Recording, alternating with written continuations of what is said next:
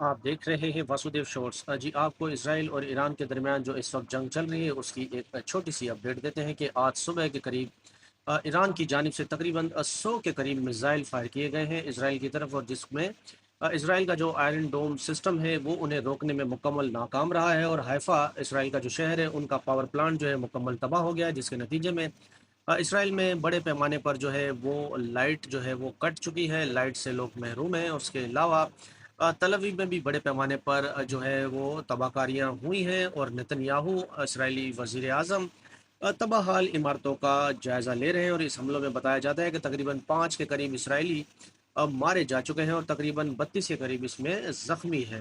اس کے علاوہ پاسدار انقلاب جو ہیں ان کا یہ کہنا ہے کہ جب تک ہم اسرائیل کو نست و نابود نہیں کر دیتے یہ حملے اسی طرح جاری رہیں گے، اور جبکہ اسرائیل کی جانب سے بھی ایران کی وزارت خارجہ کی عمارت پر جو ہے وہ حملہ کیا گیا ہے، جس کے نتیجے میں متعدد لوگ جو ہے وہ زخمی ہو گئے ہیں۔